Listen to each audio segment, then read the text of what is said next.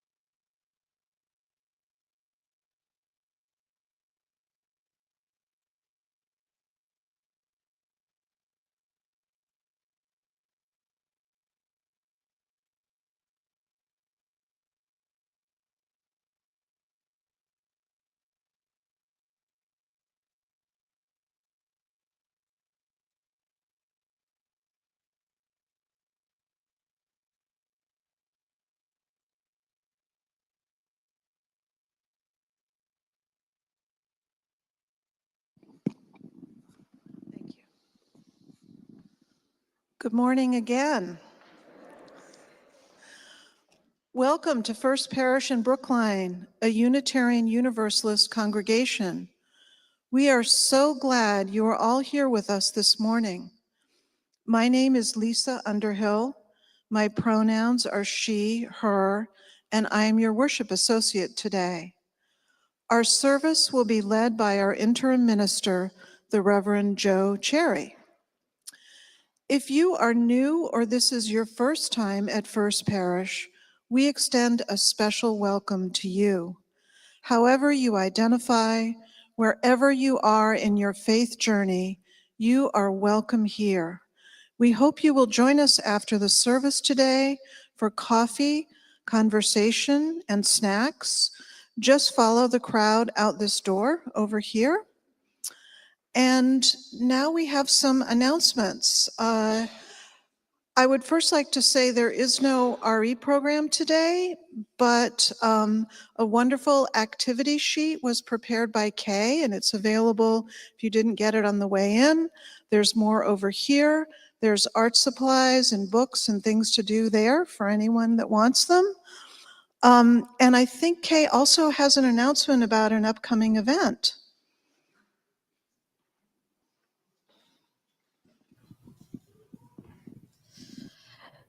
Thank you so much. I just wanted to spread the word about our Halloween hoot. It's going to be on Saturday, October 18th, 6 p.m. to 9 p.m. Tricks and treats, movies, games, dancing, costume parade. And I hear that there's a spooky cellar tour being planned.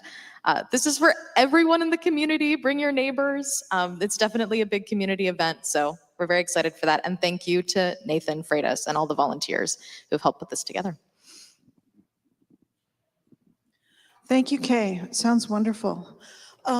Martha, did you have an announcement? Hi, I'm Martha Leader, she, her. Just for the second and final week, we'll be collecting signatures under the Justice banner for a ballot initiative for 2026 for rent stabilization. So come on by. And I would just like to give an update from the Ministerial Search Committee. There will be an activity after church next week. We hope you can attend. I also want to make sure that you check out the timeline prepared by Barbara Simonetti. It's wonderful. It tells you all about the process and where we are, and it's on the bulletin board there. And I think Ralph has an announcement as well.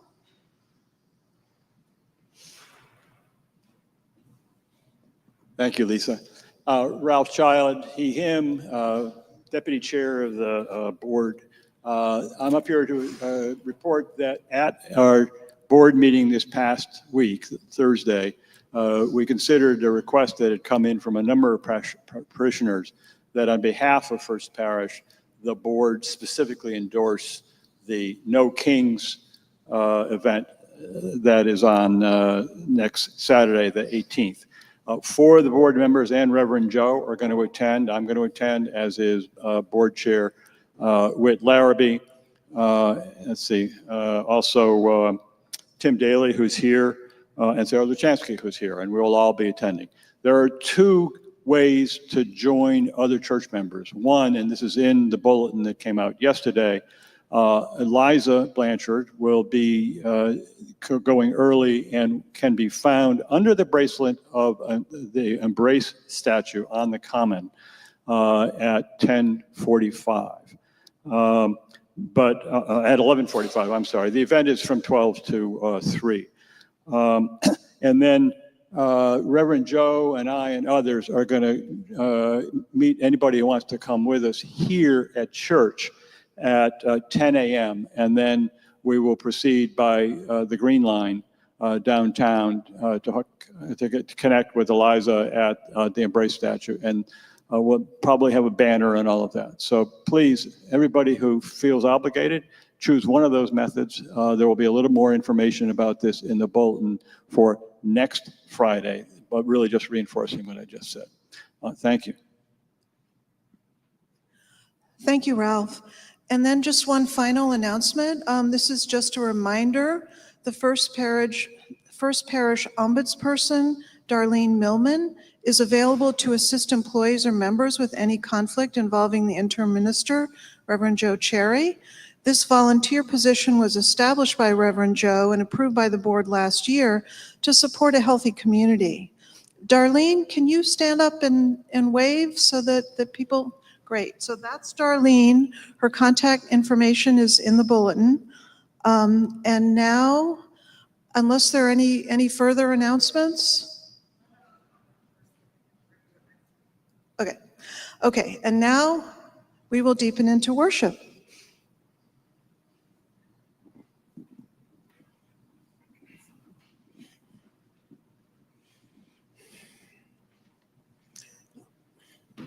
I'm so tall.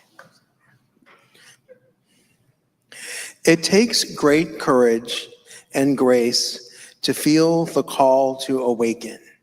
And it takes greater courage and more grace still to actually submit to the call, to risk yourself into these interior spaces where there is very often little protection.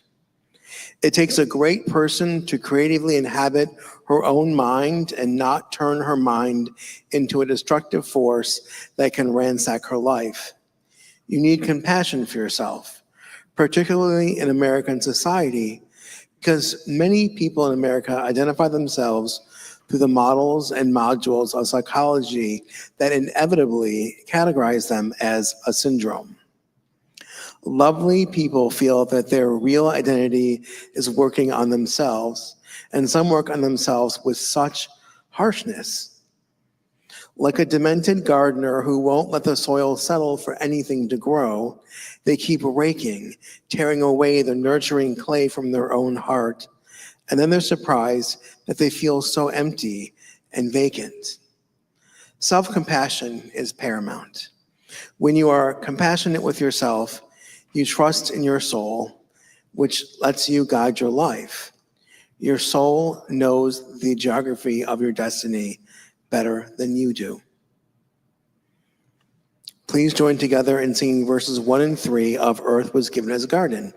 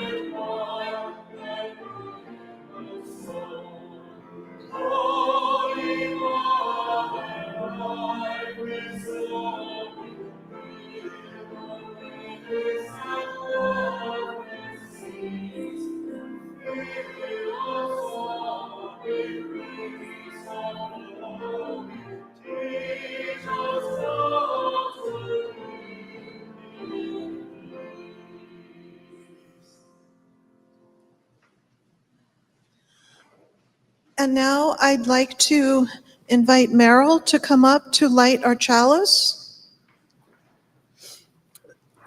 Please join me in reading our community covenant found in your order of service, first in Spanish and then in English. This was lit earlier, I promise.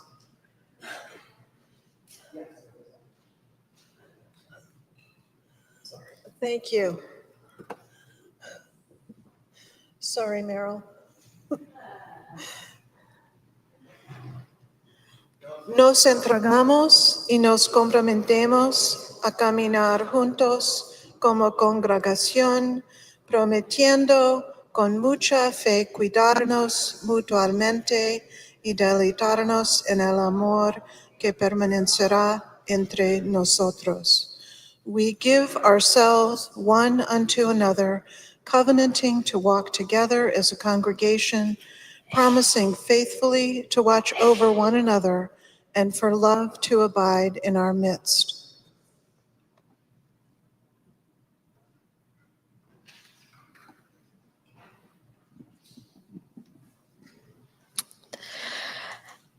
Hello, everyone. I want to tell a little story today about the history of this land that we're gathered on. So, I have a little bit of soil here taken from our grounds. This soil represents the earth. I'm going to talk about the history that's happened here on this spot. For thousands of years, people have lived in this place and called it home. Those people called themselves the Massachusetts, and it's where we get the name of our state. I want to pour in another layer of sand to represent that first layer of our history. I wonder if somebody could come up and help me pour in some sand. I see Maya coming. And Lily.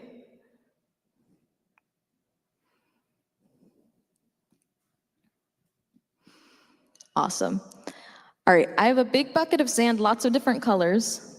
Pick what color you want to pour in first.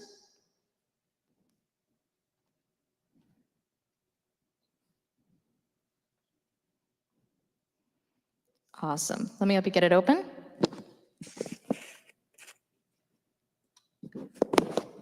Can you go ahead and pour that sand into our container here? Beautiful. You can dump it all in if you want. That's our first layer of history, the native people, the Massachusetts, who've lived here for thousands of years. We know that next, what happened is some people came from Europe. They came seeking religious freedom, and they found freedom here. But they also brought control. They wanted to control the native peoples who were already here. They took the land, and a lot of those native peoples were hurt, and they had to live in ways that didn't align with their own religious traditions. Let's pour in another layer of sand for the control that the Europeans brought.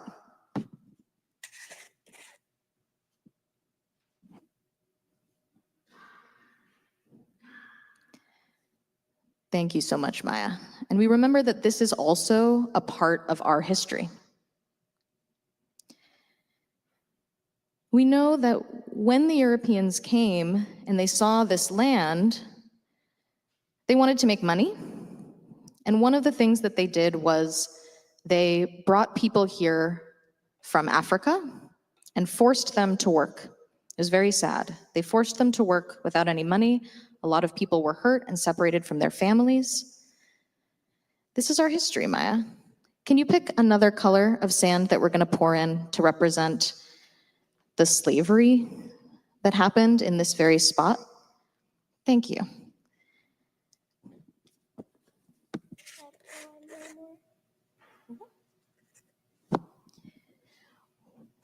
We're going to also remember that there were some members of this church who made a lot of money selling cotton that was created by people who were forced to labor.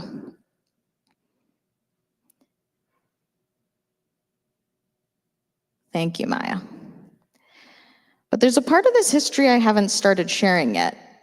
With each one of these things that happened, there was also resistance. So the native people of Massachusetts, They fought to protect their land, and they preserved their traditions up until the present day. They kept practicing their religion even when it was hard.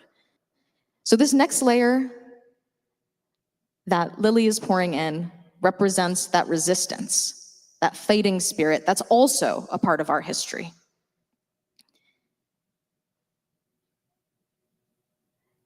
We also remember that the people who were enslaved fought back too. They resisted.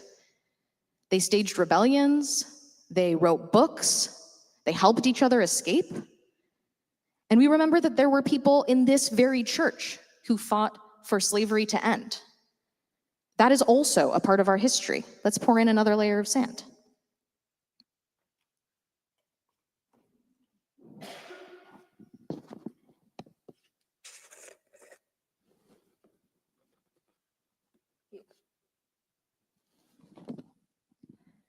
Thank you so much.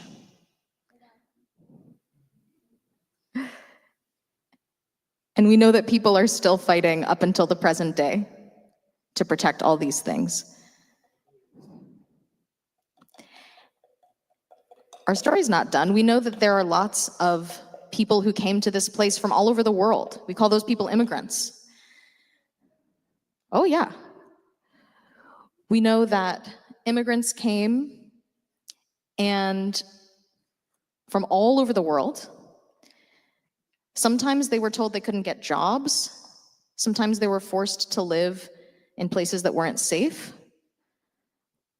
And we know that up until the present day, the government is still attacking these immigrant communities.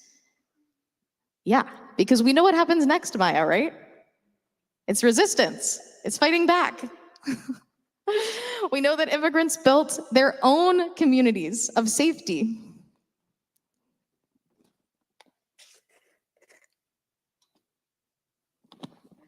We know that they formed groups and marched and looked out for one another and went to court and fought for just laws. And we know that that is also a part of our history. Beautiful. Let's take a look. Can you girls help me get these jars out of the way? I want people to be able to see. Let's stand to the side for a second. I want people to be able to see these many complicated layers of history. This is the land that we're gathered on today. These are all the things and so many more that we don't have time to talk about that are forming the land that we're gathered on, that we're worshiping on today. Let's look at it, let's acknowledge it, let's remember it. We know we can't go back, but we also know that there's more layers coming. We know that we are in the middle of history right now. So let's think about, what do we want people to say about this church in 2025? What did we do? What was our layer of sand we're adding? And I do want to invite everyone to join us for the march on No King's Day on Saturday. I want to invite everybody to sign the petition for rent control and make the decisions that will shape the future, this next layer of our history. Thank you so much.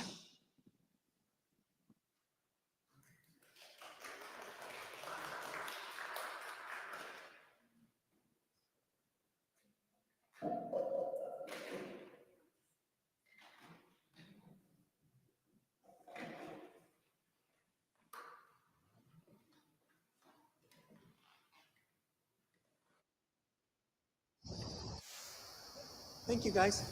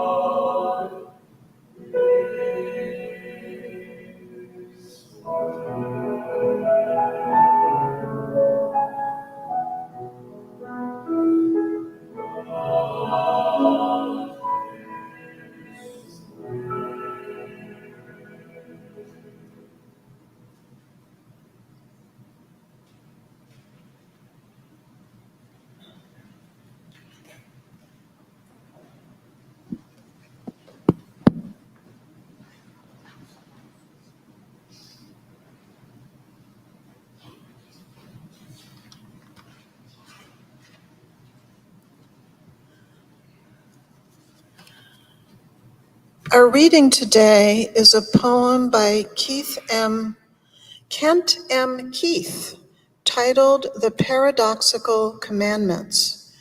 We're going to read it together as a sort of call and response.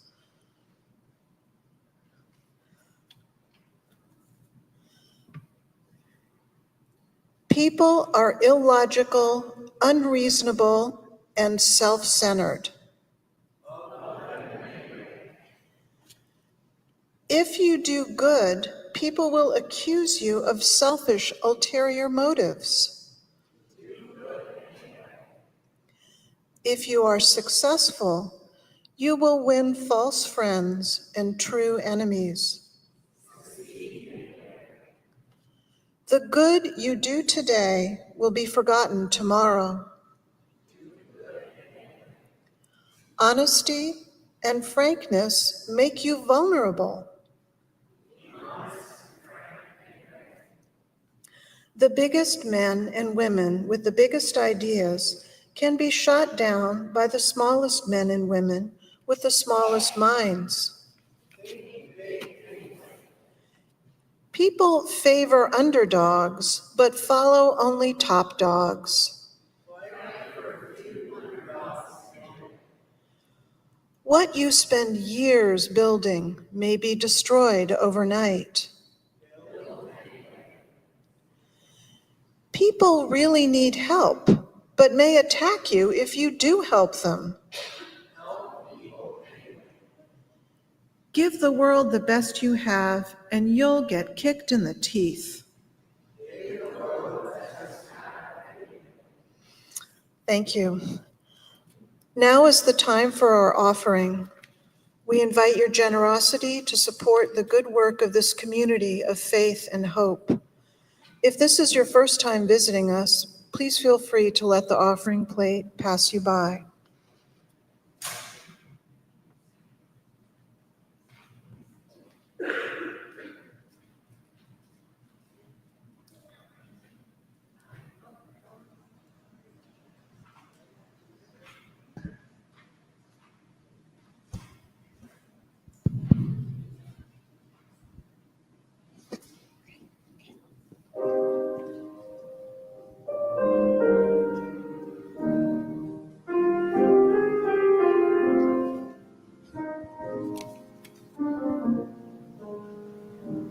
I need you, you need me.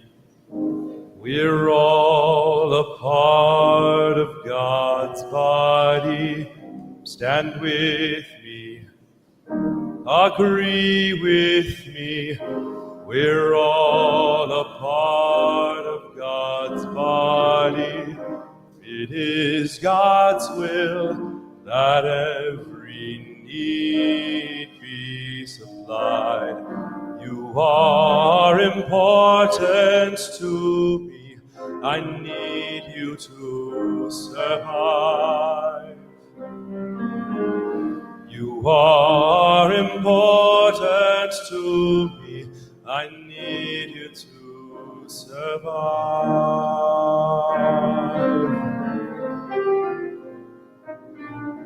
I need you, you need me. We're all a part of God's body. Stand with me, agree with me. We're all a part of God's body. It is God's will that every need be supplied. You are important to me. I need you to survive. You are important to me. I need you to survive.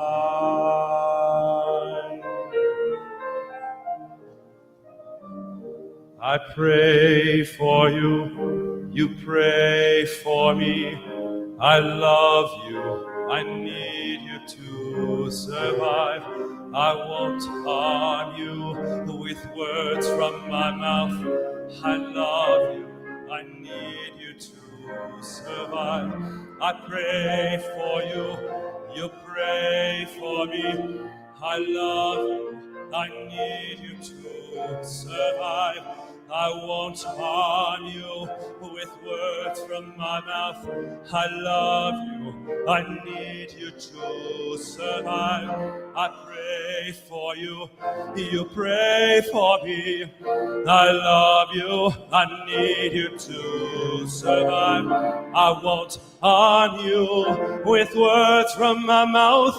I love you, I need you to survive. I pray for you, you pray for me. I love you, I need you to survive. I won't harm you with words from my mouth. I love you, I need you to survive. It is God's will that every need be supplied. You are important to me. I need you to survive. You are important to me. I need you to survive.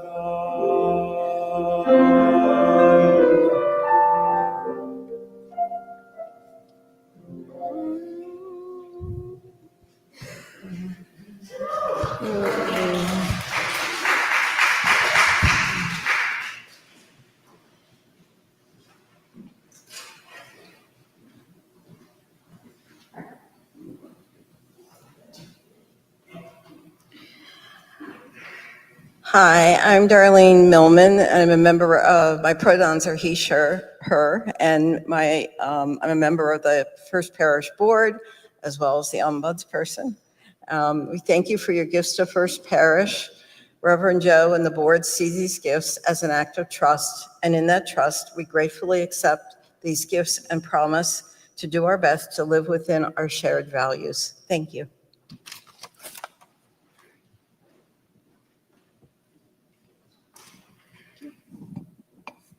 So, Keith and Jonathan, I want to thank you for sharing that song.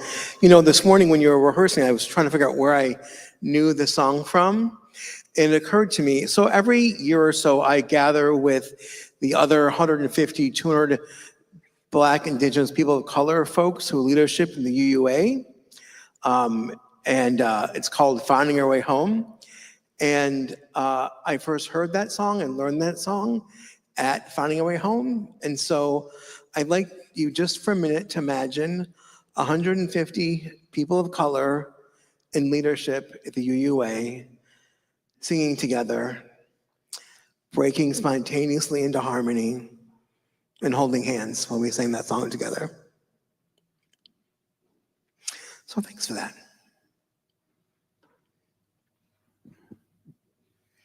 The past and present wilt. I have filled them, emptied them, and proceed to fill my next fold of the future. Listener up there, what have you to confide in me? Look in my face while I snuff out the sidle of everything. Talk honestly. No one else hears you, and I stay only a minute longer. Do I contradict myself? Very well then, I contradict myself. I am large, I contain multitudes. Walt Whitman, Song of Myself, 51. All of us are complex beings. Whitman invites us to see the self as vast, as something that vastness, and sometimes that vastness can feel confusing. How do we hold all the selves we've been? For me, I think of these nesting dolls. Each one of them is a blank canvas, so to speak. I was very excited to find ones that weren't painted. There is the smallest one, which fits into the next, into the next, into the next.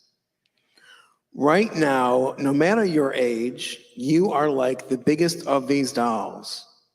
Inside of you are all your memories, all your victories, all your heartbreaks. Inside that is another smaller one. You know how this goes, I think. I'm almost done. I practiced this, but it was going slower than I thought.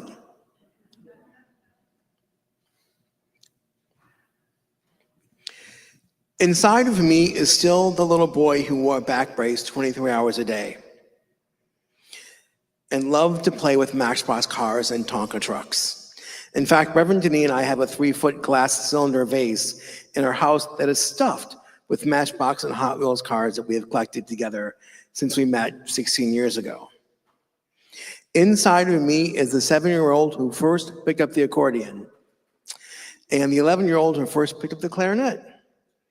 Also inside of me is the young man who first fell in love and had his heart broken for the first, second, third times. The young man who went to his first gay pride march and the far less young man who went to his 35th gay pride march. Also inside of me are all the mistakes I've made in the past. The times when I was much younger and less sure of my place in the world, and I was cruel to people who hurt me rather than to respond with love and patience. I'm not perfect now, mind you, you all know that, but I try to understand more rather than strike back to hurt those who hurt me. The little boy who lied when he was scared, he's inside here too. Also, all the times I didn't speak up when I should have. I know it may seem hard to believe that someone as committed to truth as I am, who preaches about living authentically, who tries to live authentically, there are times when my values and actions or inactions don't completely line up. I bet you feel that way too. Whether you are 5 or 95, we have all these things that we have done well and those that we have not done well inside us. Sometimes we carry shame from the times we didn't do as good as we might have. I'd like to invite you to take a breath with me. Think for a moment of one younger self who still lives inside you, maybe a little kid, a child, a student, or someone who made a hard choice. Picture that self clearly. What would it mean to thank that version of you today?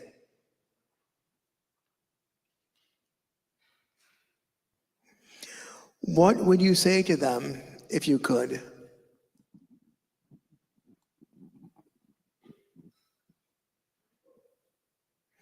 I once knew a man, a congregation long ago from now, who was still angry with the God he had learned about as a boy. For his whole life, he was angry because the God of his childhood understanding had failed to protect him. When I met this man, he was 95. I won't share too many details of his story because I never asked permission, but I can tell you my part of the story because it's mine to tell. I asked him once in a pastoral care conversation about his understanding of God. It became clear to me that his disappointment in God had kept him from exploring a more complex, nuanced understanding of divinity. His understanding was very concrete. God was supposed to protect, and God had not done that for him. And so he decided not to believe in God. After some thought, I asked him what his understanding of math was when he was 6. He could add and subtract. I asked him about his understanding of reading when he was 6. And what about science? And then I asked him about his understanding of those things, math, language, science, as an adult. See, he was a scientist, and I knew that his understanding had grown a great deal from the time when he was 6 into and through his adulthood. He understood way more about these things than he did when he was 6. But his understanding of God had not grown along with his understanding of these other things. I was not trying to get him to believe in God. That's not my job. Whether you believe in God or not, that's for you to do.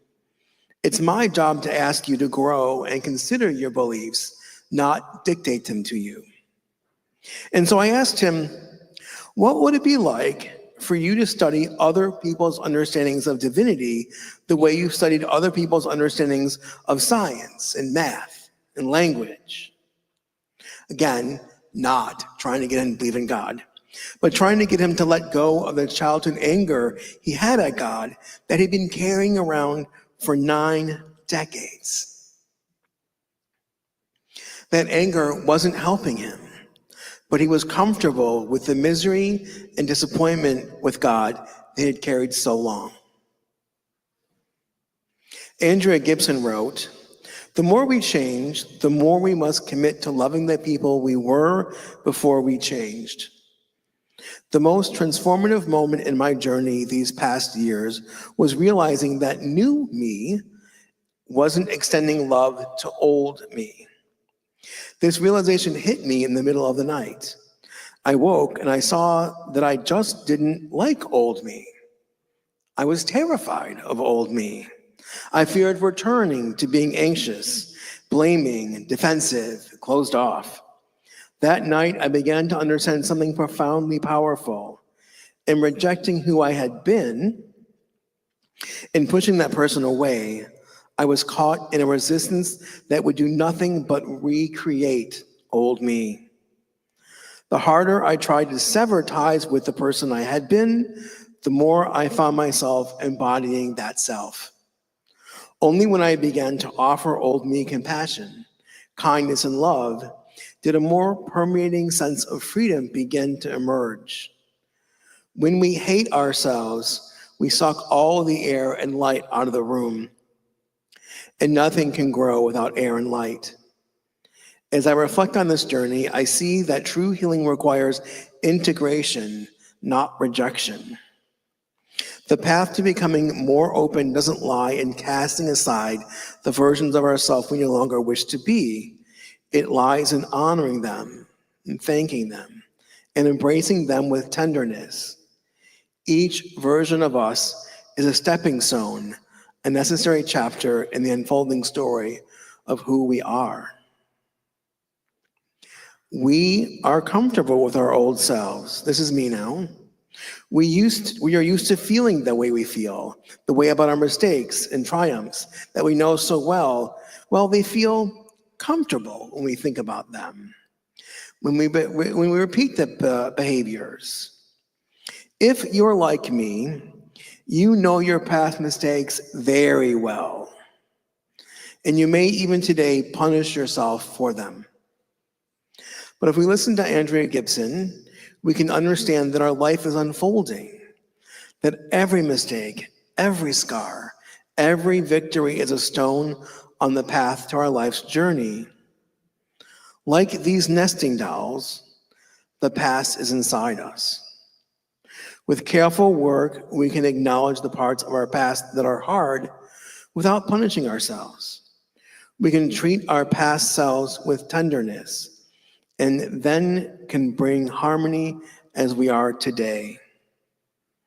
The work of creating inner harmony, reconciling with all of our yesterdays, is a spiritual practice that you can bring us peace.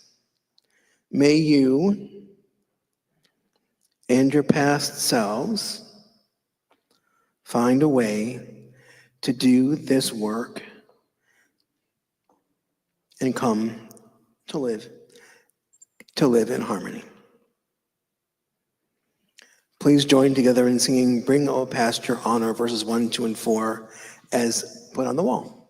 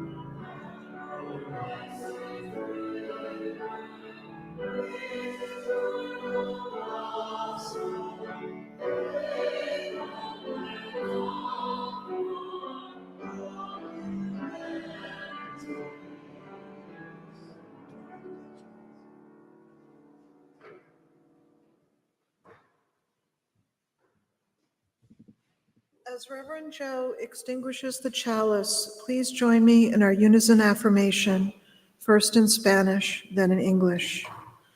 Apagamos esta llama, pero no la luz de la verdad, ni el calor de la comunidad, ni el fuego del compromiso. Estos los llevamos con nosotros y los ofrecemos para bendecir al mundo. We extinguish this flame, but not the light of truth, the warmth of community, or the fire of commitment. These we carry with us and offer as gifts unto the world.